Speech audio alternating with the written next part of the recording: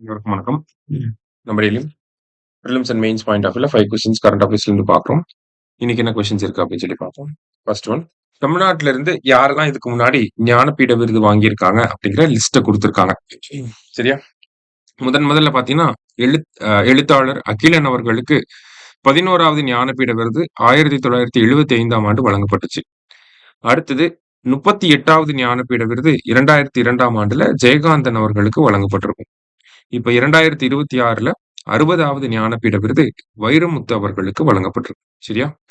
So 3மே correct. All are correct அப்படிங்கிறதா correct answer. அடுத்தது, who among the following is the author of first Tamil short story குளத்தாங்கரை ஆலமரம் அப்படின்னு சொல்லி கேட்டிருக்காங்க.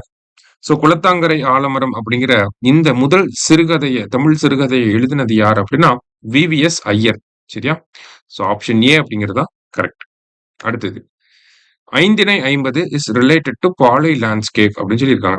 அதாவது 5 அப்படிங்கிறது பாலை நிலத்தோடு தொடர்புடைய ஒரு நூல். சரிங்களா? Kurinjipattu speaks about 99 different types of flowers. Kurinjipattu 99 வகையான மலர்களை பற்றி கூறுகிறது அப்படின்னு சொல்லி கொடுத்திருக்காங்க. ஸோ இன்னைக்கு இந்த பேப்பர்ல இது ரிலேட்டடான ஆர்டிகல்ஸ் வந்துருந்துச்சு உங்களுடைய சங்க இலக்கியங்கள் தொடர்பாக. ஸோ அதுல இருந்து எடுத்திருக்காங்க. சரியா? போத் கரெக்ட் அப்படிங்கிறது கரெக்ட் ஆன்சர். அடுத்தது, ஒரு பைசா தமிழன் began publication in June 1907 from Rayapeta in Madras and was priced at 1 paisa அப்படின்னு சொல்லி கொடுத்துருங்க. ஸோ ஒரு பைசா தமிழ் அயோத்திதாசர் அவர்களுடைய ஒரு பைசா தமிழன் ஜூன் மாதம் 1907ஆம் ஆண்டுல இருந்து பப்ளிஷ் பண்ண ஆரம்பிச்சிருக்காரு. எங்க இருந்துன்னா மெட்ராஸ்ல ராயப்பேட்டா அப்படிங்கிற பகுதியில இருந்து. அதனுடைய விலை பேர்லயே இருக்கு, ஒரு பைசா தான். It was a 4-page weekly Journal issued every Wednesday அப்படின்னு சொல்லியிருக்காங்க. ஓகேவா? ஒவ்வொரு புதன்கிழமையும் வெளியிடப்பட்ட 4 பக்கங்களை கொண்ட ஒரு வார இதழாக இந்த ஒரு பைசா தமிழன் அப்படிங்கிறது இருந்திருக்கு.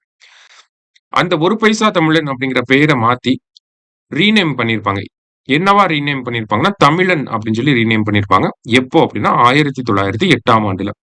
3மே கரெக்ட் ஸ்டேட்மெண்ட் தான். இதுவும் ஹிந்து பேப்பர்ல வந்த ஒரு ஆர்டிகிளை பேஸ் பண்ணி தான் எடுத்திருக்காங்க.